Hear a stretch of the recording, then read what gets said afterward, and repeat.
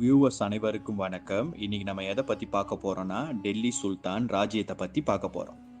டெல்லி சுல்தான் ராஜ்யம் என்பது ஓர் இஸ்லாமிய பேரரசு ஆகும்.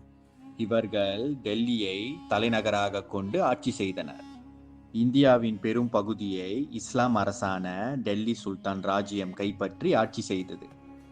இந்தியாவில் டெல்லி சுல்தான் ஆட்சி 320 ஆண்டுகள், அதாவது 1206 தொடங்கி 1526 ஆண்டு வரை நீடித்தது.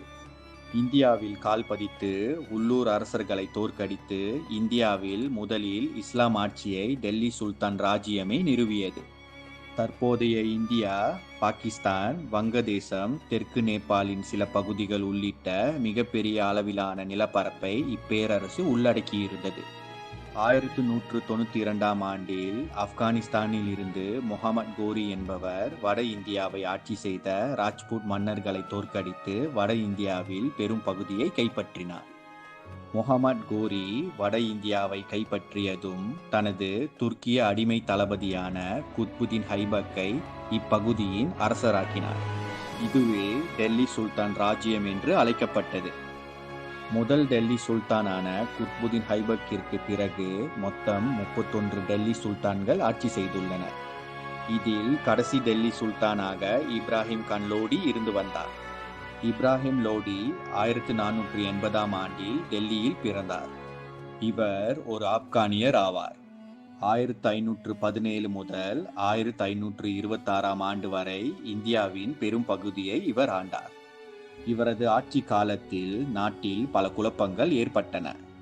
இப்ராஹிம் லோடி தன் தந்தையின் காலத்தில் டெல்லி சுல்தான் ஆட்சியில் உயர் பதவிகளில் இருந்தவர்களை அகற்றி தனக்கு சாதகமாக இருந்த இளம் வயது வீரர்களை பதவியில் அமர்த்தினார். இதனால் மூத்த அதிகாரிகளின் வெறுப்பை இப்ராஹிம் லோடி பெற்றார். இவரின் ஆட்சியின் கீழ் வாழ்ந்த மக்களும் இவரை விரும்பவில்லை.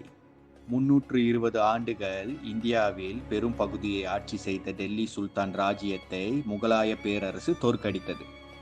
1525 ஆண்டில் 5ஆம் முறையாக பாபர் டெல்லி மீது படையெடுத்து வருகிறார். டெல்லி படைக்கும் பாபர் படைக்கும் பனிபாத் என்ற நகரில் போர் மூண்டது. இப்ராஹிம் லோடியின் டெல்லி சுல்தான் படை பாபரை விட மிகப்பெரிய படையை கொண்டிருந்தது. மேலும் இப்ராஹிம் லோடியின் டெல்லி படை 400 முதல் 1000 போர் யானைகளை கொண்டிருந்தனர்.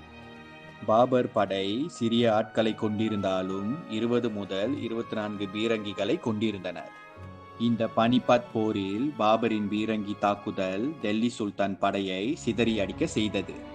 பனிபாத் போரில் பாபர் படையை எதிர்த்து சண்டையிட்ட டெல்லி சுல்தான் ராஜ்யத்தின் கடைசி மன்னரான இப்ராஹிம் லோடி மரணமடைகிறார்.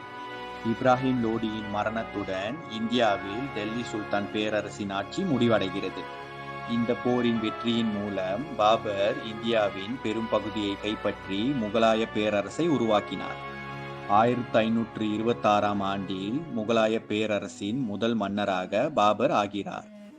டெல்லி பேரரசின் கடைசி மன்னரான இப்ராஹிம் லோடியின் சமாதி பனிபாத்தில் உள்ள சூஃபி பூ அலிசா கலாத்தார் தர்காவுக்கு அருகே அமைந்துள்ளது.